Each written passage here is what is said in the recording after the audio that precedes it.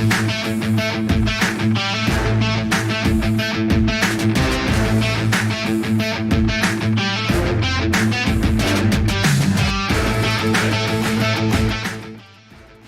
is up, fellow hoop fans? Welcome back to another episode of the Last Shot NBA show here on Little Birdie TV. And as always, we are brought to you by our great friends at topsport.com.au. I hope you all had a great Christmas. I hope you all enjoyed those Christmas Day / Boxing Day for us games yesterday. We had some fantastic games on the NBA slate. And as always, it is Monday morning. Here to talk about all the games, we have Benyam Kidane from NBA Australia. BK, how are you, sir? Hope you had a great Christmas. I'm doing good, my brother. Merry Christmas to you too. How you doing? I'm doing good. I'm still trying to work off that food coma from the weekend, mate. Ate a lot of food, as I'm sure you did as well. And I was watching NBA games all day yesterday and just snacking throughout the day. So I just definitely packed on the calories. Yeah, I think I'm going to just run this food coma through to New Year's. It's the only way. It's the only way, mate. Let's get stuck into it, mate. There was 5 games on the NBA slate yesterday, BK. I want to touch on quickly Giannis. Came back out of health and safety protocols, 36 points. This guy's not human, mate. This guy continues to just prove to me that he may or may not be a Terminator. That block on the in the final seconds against the Celtics, he had no business even getting anywhere near that in that 2-on-1. Like, he's one of the few players that can make a 2-on-1 in his advantage. Yeah, and he had that nice little spin move and dunk where he dunked on about 4 Celtics at once. And like I said yesterday in a tweet on NBA Australia, I said he wished the Celtics Kala Christu, with that dunk there. But BK, the highlights yesterday in terms of games for me was the Suns and the Warriors, and then the Nets and the Lakers. I thought they were the 2 best games. We've got to touch on and salute our Australian Prime Minister, Paddy Mills. We salute you. Had an incredible game yesterday, BK. Tied a career high with 34 points. 8 from 13 from three-point range. Season high, 7 assists. His 8 threes made was a new NBA record for a Christmas Day game. Second 30-point game this season. By comparison, he had 3 30-point games in his previous 12 years combined. BK, how incredible is Paddy Mills? I mean, he just confirmed everything we already knew about Paddy. He's built for the big moments. He lives for the big moments. And in terms of the regular season, there is no bigger moment than Christmas Day. That's when all the eyeballs are on. I mean, I know the Nets have a lot of nationally televised games, but this is the day you want to show out. And especially considering just how injury ravaged the Nets were coming into this game, obviously with KD and Kyrie both out, Joe Harris, and you kind of go down the list. They're missing a lot of guys. So it was really just up to him and James Harden to kind of carry the offensive load here. And that first half was crazy. I think they combined for like 42 of the 66 points the Nets scored in that first half. And Paddy's just getting better with age, and this Nets system really, really does sort of play to his strengths.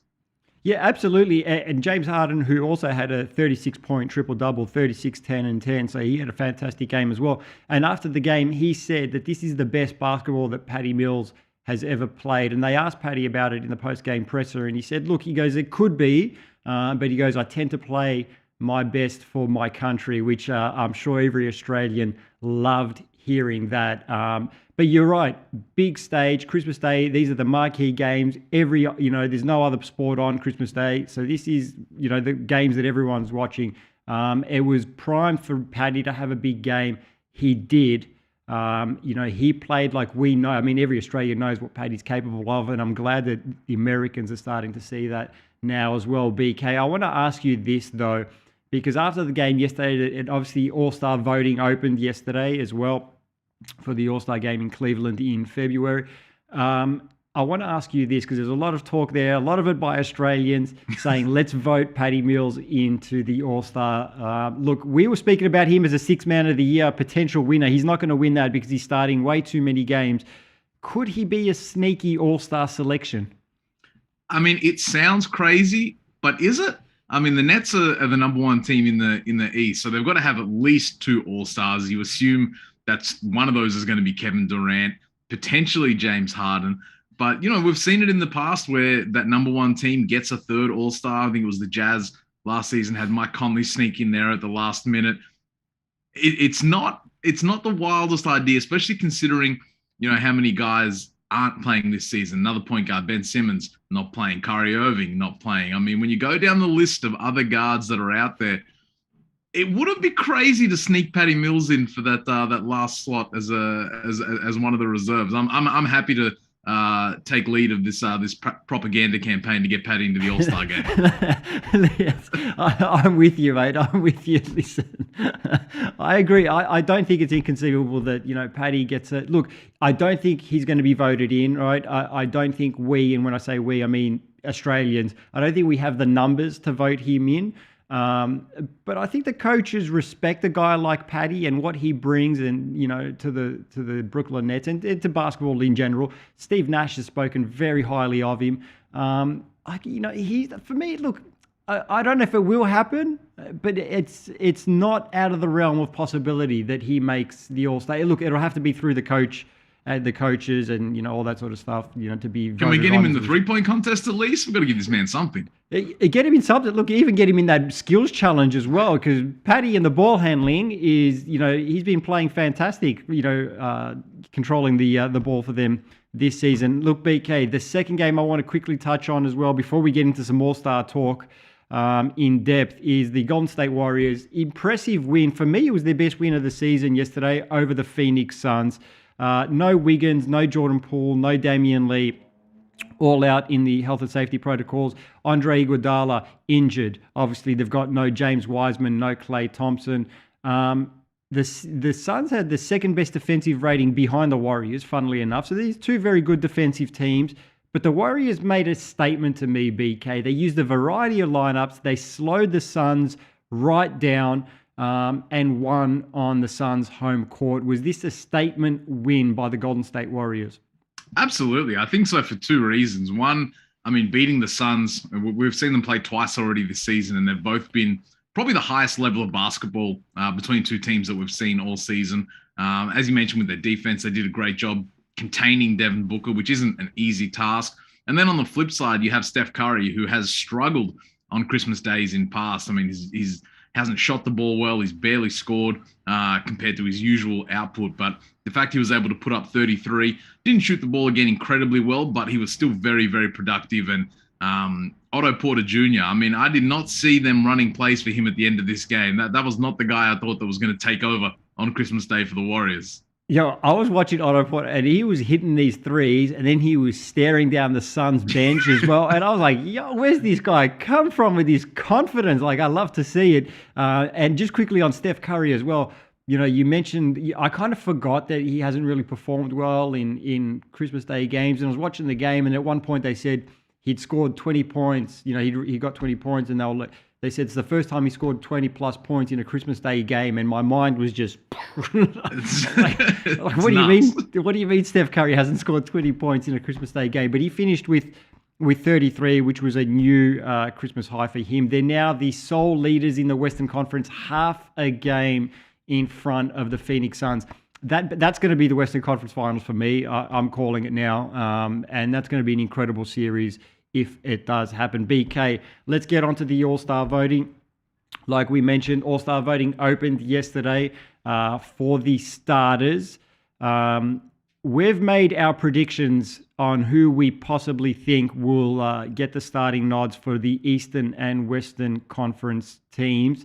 BK, let's have a look at these predictions, right? Because we're kind of similar, especially on the Eastern Conference. We'll start with the Eastern Conference. We're kind of similar. We both agreed on these. We both think that it's going to be Trae Young, DeMar DeRozan, Kevin Durant, Giannis Antetokounmpo, and Joel Embiid. BK, I think they're probably the 5 best players as well in the Eastern Conference this season. What more needs to be said about that, actually? I think that's just the 5 best players at each position. I don't think there's anyone that really has a solid case to kind of interrupt any of those 5 guys. I think, Jimmy Butler's missed a lot of games. I think LaMelo Ball is definitely in consideration, not to be as a starter, but I think he has a good chance to be there. the person or the two guys I think who are probably closest is probably a Zach LaVine or a Jason Tatum. But those five guys for me, that's a cut and dry situation. Unless we want to put Patty Mills in there. Well, of course, Patty Mills, yes. Yeah, just replace Trae Young with Patty Mills. Why not? Levine, I can see a case for that. I think Jason Tatum's been a little bit too inconsistent for me. He's had some stretches where he hasn't really played well. Then he has a nice 3-4 game, shooting streak or a hot streak, and then he goes cold a little bit. So I think he's been a little bit too inconsistent. They're the five guys that I think are clear cut that will be the Eastern Conference starters. Let's take it to the Western Conference here. We had one difference between us here. I think it's going to be Steph Curry, Chris Paul, LeBron James. I think Karl Anthony Towns is going to make it because he's having an incredible season. And Nikola Jokic, obviously, is Nikola Jokic. He's been unbelievable this season. I went with Karl Anthony Towns here. You went with somebody else, BK. Who did you like in that spot? Yeah, I went with Draymond Green in this spot. Welcome back to the All-Star game, Draymond. I think the fact the Warriors have been the best team this season with the best defense, and he's the biggest reason why. I mean, no disrespect to Towns, he'll definitely be in the game, but the Wolves are ninth in the Western Conference. So if I'm going for my starters, I gotta rock with the guys at the top. And Draymond has been, I think, just as influential this season as Steph Curry for the Warriors. Yeah, I was tossing up, to be perfectly honest, between Towns and Draymond Green. And the reason I went with Towns in the end is I think he's having obviously a better individual season, and that matters when it's a fan voting thing, because fans don't, especially with Draymond, because a lot of people don't like Draymond. Whether, he's got a couple of haters out there. When the fans are voting, and the majority of this is going to be from fan votes, I think they look at a guy like Karl Anthony Towns, and he's going to attract more of those, he's the sexier name, so to speak. He puts up better numbers than Draymond, obviously. So I went with him, but definitely Draymond is an honorable mention. BK, anyone else that you think maybe could sneak into that starting five? Maybe a guy, I was tossing up between Devin Booker, but then I was like, who do you take out, Steph Curry or Chris Paul? And I just don't think that, Devin Booker overtakes either one of those two. So that's why I left him off. Yeah, I'm very happy with Chris Paul to start the All-Star game, but if he's probably the one guy out of that five that I could see potentially not, and that's probably because a guy like maybe Donovan Mitchell could sneak into that spot. I don't think Luka Doncic has had his best season, but he's a mediocre Doncic is still one of the best players in the league, and in terms of his production and numbers, he's still putting up big numbers for the Dallas Mavericks. But I would probably say Donovan Mitchell would be the only guy I'd be like, oh, okay, he's in over Chris Paul, fair enough. But I think Chris Paul's done an amazing job with the Suns team this season. The numbers aren't necessarily there for him, but he is leading the league in assists. I think he's putting up 14 and 10 this season, and they are the number 2 or 1B to the Warriors 1A in the West this season. Yeah, and again, look, it is a fan vote, and a guy like Chris Paul, for me anyway, he's always going to attract more votes than, Devin Booker, who's great. He's got a lot of fans as well. Luka Doncic too, but I just think a guy like Chris Paul, especially now because he's starting to get his flowers more this season. He's 36 or however old he is, so I think it's just going to be it's going to be one of those we've got to give this guy his flowers while he's still around and just still get him into the All-Star game. When does voting end, BK, for the All-Star starters? January 22nd here in Australia. I think it's in the afternoon around 4:00. Yeah. So we've got some time to get these votes in. There'll be a few 2-for-1 days as well, so you can beef up those Patty Mills votes as well. But the thing I'm excited about for the All-Star game, we're going to see a few first-time All-Stars, and in the West, Ja Morant in the All-Star game is exactly what we've been waiting for. And Ja Morant, if there's anyone built for an All-Star game, it is Ja Morant. Yeah, we're going to get Ja Morant versus LaMelo Ball in the All-Star game. So this is right up my alley. This is what the game's about. Hey, that's the future of the NBA right there. All right, BK, we're going to close out with some predictions as we normally do. There's 7 games to go on today's NBA slate. We're going to start off with the 76ers and the Wizards. 76ers, $1.63 favorites. The Wizards, $2.37. The line is at 4. Total is at 206. Live on NBA League Pass. BK, these are the 6th and 7th seeds in the Eastern Conference. Wizards have won 2 in a row. Sixers still hanging around 500. That's pretty much thanks to Joel Embiid. He's, just carrying that team on his own right now. BK, we spoke about this off air before the show. There's just so many guys dropping out to health and safety protocols right now. I'm actually losing track of, who's even eligible to play.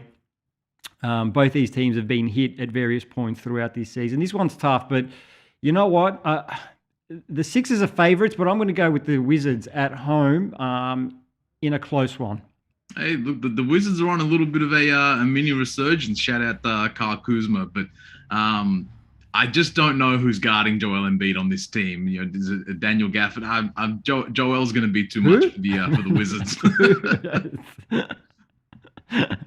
All right, let's take a look at the next game, which is the Raptors and the Cavaliers. BK, Cavs have a ton of players in protocols as well, as do the Raptors. There was talk this game might have been postponed, so we'll have to wait and see. But it's going ahead as of now. Cavaliers $1.27 favourites. Raptors $4.10.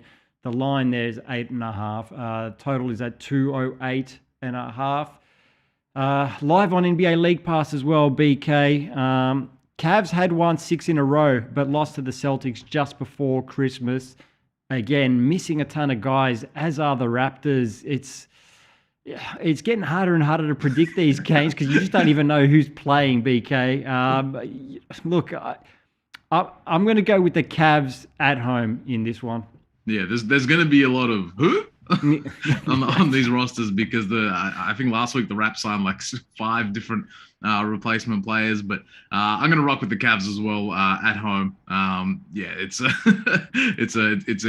a wild one to try and get a hold of these rosters, but I'll go with the home team, even though it's my beloved Raptors who I'm always rocking with. Yeah, that's why I'm surprised. I thought you were going to go with Raptors, but like you said, there's a whole lot of who going on right now, so we'll see who actually suits up. Next game on the schedule is the Pelicans and the Thunder. Pelicans $1.79, the Thunder $2.11. Lines at 1.5. Total at 210.5. Live on NBA League Pass. BK. The Pels surprisingly have won 4 in a row. They've overtaken the Thunder in the standings. These are the 13th and 14th teams in the Western Conference. Thunder are just 6-10 at home. No Valanciunas for the Pels though. This one's a tough one to call, BK, but I just think the form and the momentum is with the Pelicans right now. I see them, even without Valanciunas, I see them extending this to 5. But it's not going to be easy because the Thunder, they're a good young squad, and I like them a lot. They've been fun to watch this season. Good young squad. I just think the Pels have the momentum right now. I think the Pels win this one. I'm against you on this one. I'm looking with the Thunder. They've been pretty good over their last sort of 8 games. Picked up some nice wins there, and the Josh Giddey, Shai Gilgeous-Alexander backcourt combo continues to kind of go up a level with each game. So I'm gonna go with the Thunder on this one. Yeah, look, I'm not mad at that. Like I said, that one's a tough one to call. I really like the Thunder too, but I just think the Pels have the momentum. Last game we're going to take a look at today before we get out of here. Denver Nuggets, Los Angeles Clippers. Nuggets $1.58 favorites there. Clippers $2.48. The line is at 4. The total is at 211.5. Live on ESPN, BK. The Clippers are in a bit of trouble. No Kawhi Leonard already. Paul George yesterday announced that he will, well, not he didn't announce, it was announced that he will be out likely 3 to 4 weeks with an elbow injury. He's been averaging 25.7 rebounds, 5 assists. The Clippers have 15 games in that 3 to 4 week time span. So that's 15 games they're going to be playing without Paul George. They're currently 5th in the West, but the Mavs and the Nuggets are knocking on that door. BK, I think the Nuggets are favorites for a reason, especially without Paul George, and I think they're going to win this one easily. That's all facts. I can't disagree with you there. The Clippers are in for a pretty torrid stretch coming up here. PG was doing a great job keeping things afloat without Kawhi Leonard, but now this task becomes a lot more difficult without the 2 main guys. So against Jokic, who's probably been one of the best players in the league this season, I think they're going to have their hands full today against this Nuggets team. Yeah, absolutely. I think Jokic is going to be feasting on them today. The Clippers, they're in trouble because without those two guys, 3-4 weeks, it could potentially be maybe more. From the reports that I've seen, people were mentioning it's a Tommy John type thing and takes longer. And I've heard a lot of things. So if it's more, the Clippers are going to be sliding down those standings pretty quickly. All right, BK, that's it from us today. We're going to see you again later on in the week as usual. It's been a pleasure as always. This has been another episode of the Last Shot NBA show here on Little Birdie TV, brought to you by our good friends at topsport.com.au, and we'll see you guys on Wednesday morning.